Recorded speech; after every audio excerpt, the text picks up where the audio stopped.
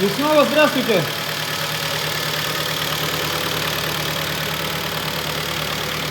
Сегодня у нас Kia Optima G4 KD 2.0.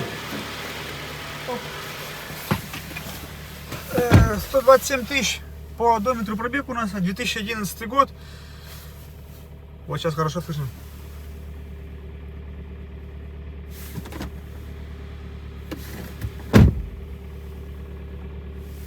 Поршнями лязгает, кляцает. Там не один поршень, судя по звуку, там 2-3 минимум есть.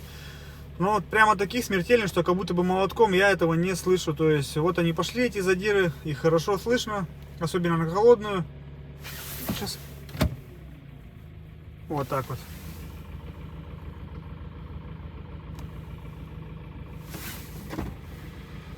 Хорошо слышно. Там пару поршней точно минимум есть. Пошли задиры, в принципе, естественно, когда они пошли, чем быстрее делать, тем меньше затрат. То есть насос остается живой, вкладыши, коленвал, распредвалы, муфты, клапана ВВТ, сетки не рвет этой стружкой, ну и так далее. Поэтому, естественно, чем быстрее это все делать, тем оно лучше. Сейчас будем разбирать, сейчас будем дефектовать все это дело, в каком состоянии находится навесное оборудование. Видно, что ремень мененный стоит, посмотрим, в каком состоянии ролики, обгонная муфта, помпа. Дальше пошло-поехало у нас ГРМ, проверка зазоров клапанов, снятие ГБЦ, смотрим цилиндры, достаем блок, разбираем, смотрим насос, вкладыши, рассухариваем головку, смотрим клапана. Особенно нас интересуют выпускные клапана на КДшках. Это страдают они довольно-таки хорошо. Бывает, что меняем их, прогары появляются сильно глубокие, там уже не вариант точить клапан, сильно тонкий будет. Ну, вот такие вот моменты. Все подряд мы не меняем и не советуем в связи с тем, что сейчас запчасти полная Г, то есть заводская запчасть, она гораздо лучше все-таки, ребят. Кто бы что ни говорил, на наш взгляд она лучше. Давайте будем приступать к разборке и все это дело показывать вам. Разбираем, ребят, автомобиль. По защелкам практически все целые, кроме одной. На клапанной крышке менялась прокладка здесь. И, видать, когда меняли, ее не щелкнули, просто откусили. Здесь две их, одна, вторая. Вот вторая была обломана. Посадим на пластиковый хомут. Шланги все абсолютно целые. Все везде нормально себя чувствуют. Везде они мягонькие, все замечательно. И те, и эти, нигде ничего не бежало. По навесному ремень мененный. Один ролик натяжной идет под замену, остальные мягкие, не шумят, тугие, то есть а натяжной вот единственный вариант, скажем так, единственный момент. Помпа не шумит, не бежит, то есть все с ней хорошо, тоже тихо вращается, замечательно. Так, далее, мотор внутри не совсем чистый, особенно снизу, да, такой маленько копчененький, чуть-чуть. Не сильно засранный, но и не сильно чистый. Цепь натяжителя сейчас торчит наполовину, но еще при этом надо натягивать. То есть, естественно, это вытянуто. Комплект ГРМ идет под замену полностью. Башмаки, натяжитель и сама цепь. Так, далее. Ну, в принципе, по зазорам пробежались. По зазорам вопросов нет, они все в допуска, что в выпуск, что в впуск. Как-то так. Давайте сейчас убираем ГРМ, убираем распредвалы, достаем ГБЦ, смотрим на цилиндре, что там у нас побрякивало. Напоминаю, по звуку там 2-3 поршня точно перекладка была. Работаем дальше. ГБЦ сняли, по распредвалам вопросов нет, то есть все нормально с ними, идеальное зеркало. Ну, обычно, как обычно, небольшие там следы есть, но это вообще незначительно, ни на что не влияет. По цилиндрам 4, 3, 2, ну как я и говорил, то есть простукивание было слышно, что там минимум 2, в концовке оказалось 3. Больше всего у нас второй подзадрало. Стружки минимум погуляла, судя по распредвалам. Сейчас достанем блок, посмотрим на насос, на вкладыши, на коренные, на сам коленвал. Так, сейчас у нас что осталось? Тут осталось у нас убрать помпу, датчик коленвала и 4 болта. Достаем блок, разбираем, смотрим на него. Автомобиль у нас полностью разобранный, мотор лежит на столе, все готово, сделали полную дефектовку, выявили, что надо менять, что не нужно. Давайте начнем с блока. От цилиндров. Первый, второй, третий, четвертый. Вот она была перекладка, больше всего второй, третий, четвертый меньше всего и самый живой первый. Со стороны впуска все это дело выглядит вот так. Ну, естественно, 0,5 росточка выйдет. Так хорошо видно, да? Глубокие задиры. 0,5 росточка выйдет. Посмотрели линейкой плоскости. В таких направлениях вроде бы все ровно, но опять ложишь так линейку. Так, ну-ка сейчас попробуем показать вам. Лампочку возьмем. Видно, не видно будет. Вот она хорошо видно, да? Гильза маленько провалена вот именно вот в этих вот районах. Здесь еще более-менее ровно, то есть вот так, когда смотришь, а вот эти вот части провалены гильз. Поэтому фрезеровку будем обязательно, ребят, делать. Далее, у коленвала зеркало идеальное, ну просто вообще зеркало без единой царапинки, все замечательно с ними, оно, естественно, в размере, микрометром посмотрели. Шейки у всех одинаковые, коренные, бывает там 1,5, сотки, сотка, разница здесь нет, все четко стоят. К чему это говорю? Потому что придется менять коренные вкладыши некоторые. Вот такие вот следы. Ну, маленько грязь залетела сюда. Чуть-чуть, поэтому будем, естественно, коренные трогать, то есть под замену подбирать по 3 сотки. Как мы это делаем? Мы не используем вот эти вот обозначения здесь, на блоке. Мы всегда зажимаем среднюю толщину вкладыш, смотрим, отталкиваемся от коренного. Если большой зазор, берем толще вкладыш. Если маленький зазор, берем тоньше вкладыш. Ну, то есть вот таким образом выставляем зазоры и смотрим во всех плоскостях, и по диагонали, и вертикально. То есть обязательно, не просто, обычно как смотрят, ложат этот пластилин и смотрят только вертикально. По диагонали никто никогда не смотрит. Ну, как бы, таким не занимаемся, особенно это дело касается шатунов. Это очень опасно. Почему? Потому что здесь может быть зазор нормальный, по диагонали он может быть там 15 соток. Это, конечно же, дофига. Шатуны часто вытягивают, поэтому нужно смотреть. Вот эта вещь обязательно. Кстати, в данном случае шатун вкладыши вообще без нареканий. Все с ними замечательно. Все абсолютно. Насос также без нареканий. Ну, КДшный насос, они, в принципе, живучие. Так, колечки чистые, видно, да? Прям первый цилиндр. Кольца идеально, я бы сказал, шевелятся и не забитые. Четвертый цилиндр. Кольца тоже не забиты, видно, да, все это дело. Также они шевелятся. Ну вот, поршень попал. Третий цилиндр. Кольца тоже живые, ребята. Мы знаем у клиента, какое масло он заливал. Потому как, ну, действительно, в зоне колец поршень чистый. Так, второй. Никто здесь никакую раскоксовку не делал, ребят. Видно по тефлону, вообще, в принципе, по мотору, по поддону. Вот так вот. Тоже кольца чистые. Вот такие вот дела. В данном случае кольца вопросов не было.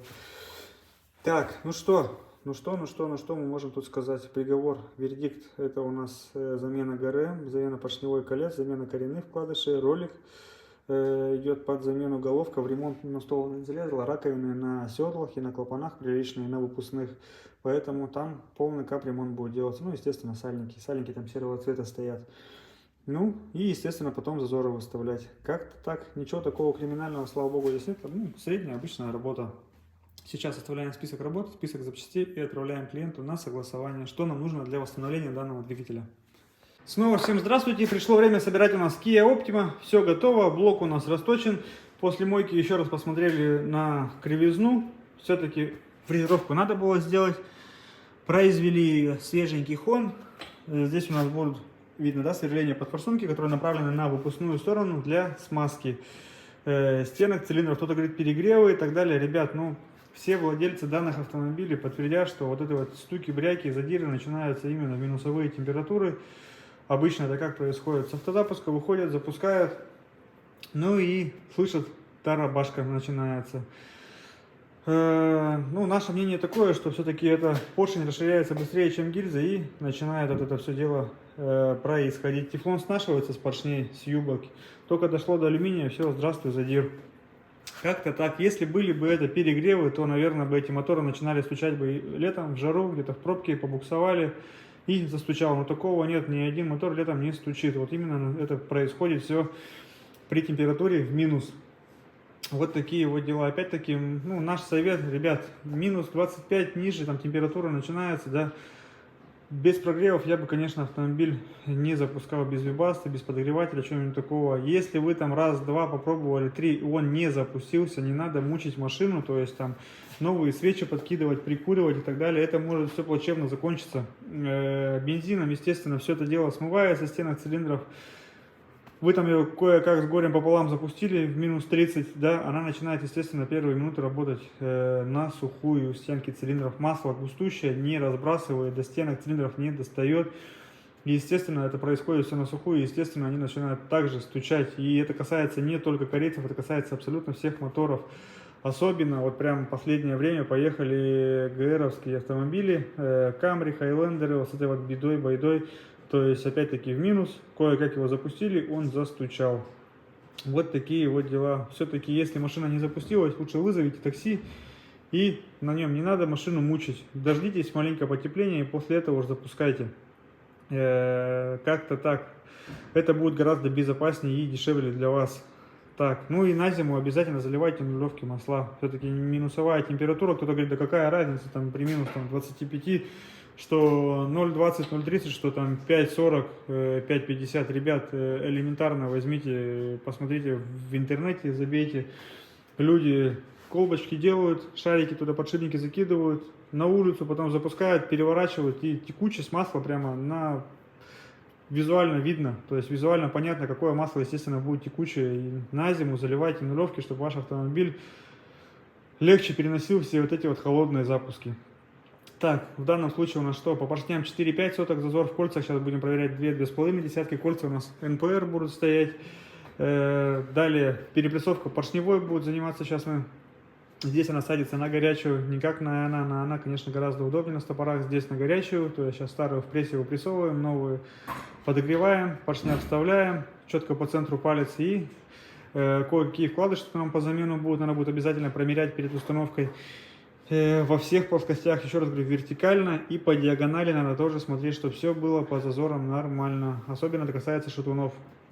Коленвал спиртовыми очистителями хорошо промываем, чтобы не было ни пылинки, ни соринки. Главная чистота при сборке блока, чтобы не попадала пыль, грязь на все вот эти вот элементы, где на масляной пленке работает.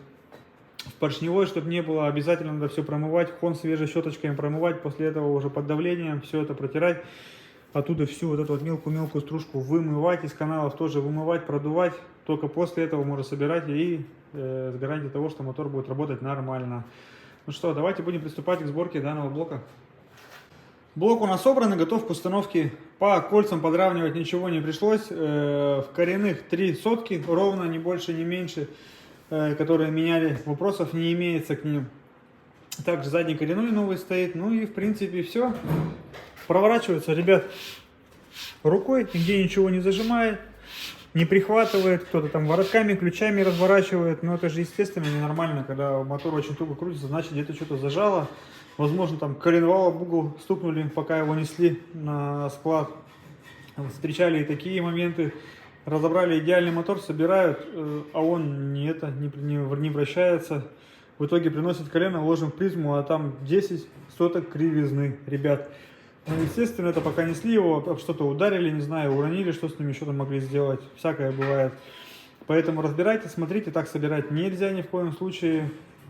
Заклинит в любом варианте. Так, по вкладышам 3 сотки зазор, шатуны 4,5.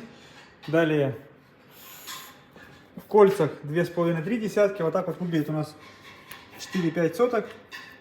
В поршнях видно, кто-то прямо кому-то это прямо необходимо было посмотреть.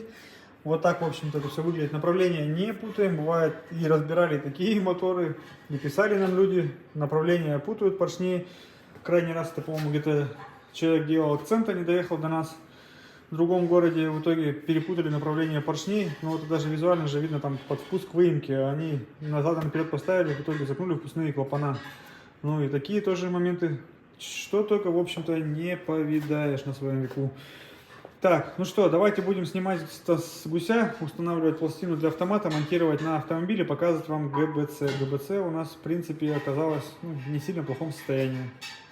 Блок установили на автомобиль. Здесь маленечко все это дело продули, промыли, всю большую грязь убрали. Первый четверт вывели вверх, поверхность обезжирили, также установили помпу, установили защитный кожух, датчик коленвала и крепление выпуска. Здесь это все возможно сделать сразу же, чтобы потом туда не лазить. Так, ну в принципе все понятно. Здесь у нас, здесь тоже все понятно, головка полностью сделана, сальники заменены, выпускные кое-как сняли, впускные легко сошли, а выпускные прямо пришлось сколачивать их по раковинам. Особо-то ничего такого-то и нет. Все это дело убралось с притиркой, впускные клапана все очистили от нагара, нагар тоже присутствовал не маленький. Ну, видать, очень похоже на то, что автомобиль мало используется по трассе. В основном это все городская езда и короткая езда, потому как обросли капитально все это дело убирали мы много довольно-таки. Когда автомобили с длительными поездками, там впускные клапана практически чистые, здесь нет, такого не было. По свечам зазоры везде нормальные, то есть не так давно их, судя по всему, меняли. Остаются родными. Поверхность ровная. Старую прокладку полностью убрали, все это дело очистили, обезжирили. Клапана ВВТ пока не поставили, ну уже установим, когда головка будет стоять на месте. В принципе все. Сейчас болты мобиловской смазкой, как обычно, промазываем, чтобы это дело все хорошо протянуть. Если не намазать их, они начинают хрустеть, и, как правило, особенно это на гамовских моторах касается, болты обламывают люди, когда протягивают головку.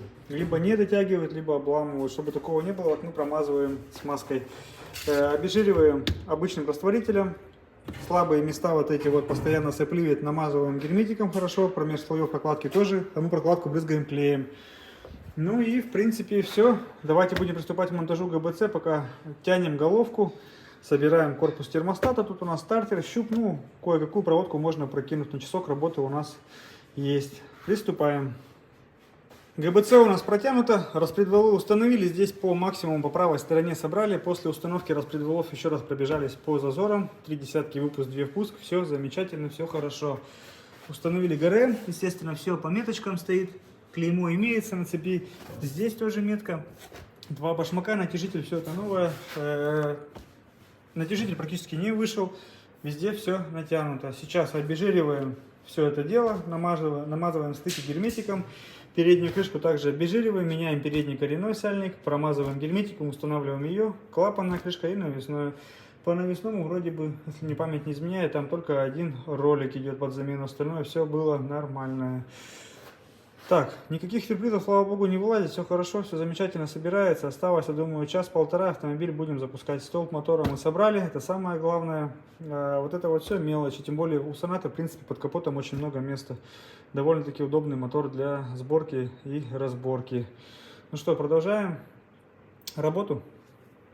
Автомобиль, ребята, мы полностью собрали. Масло, антифриз залили, дроссель помыли, ролик заменили натяжной.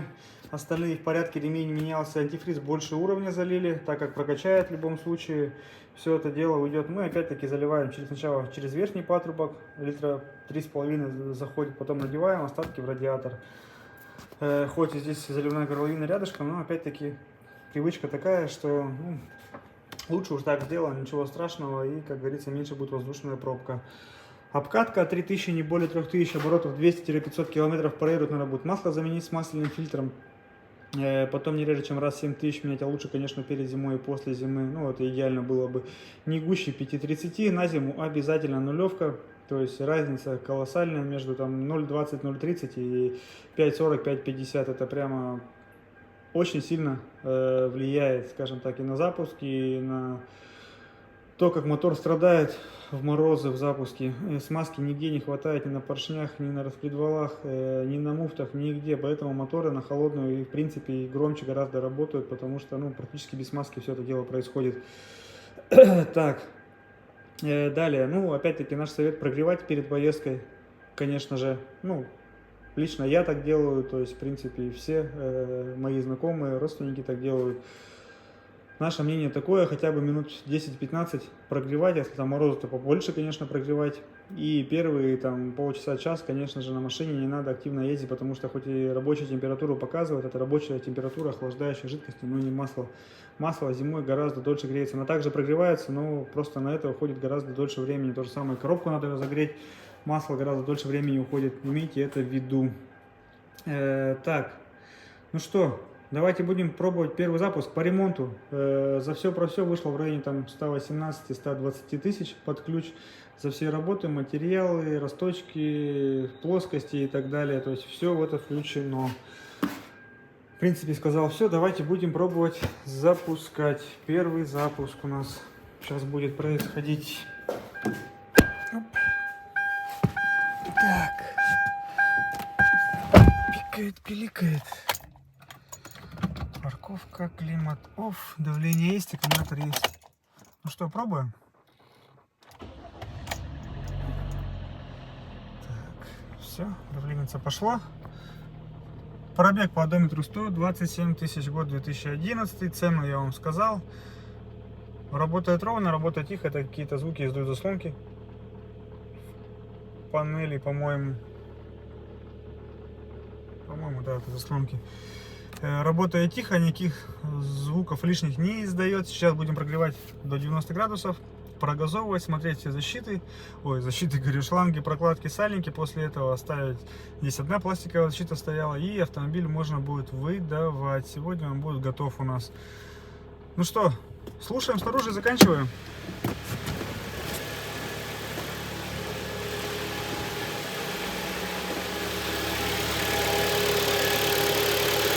Работает ровненько, работает абсолютно тихо, никаких посторонних шумов.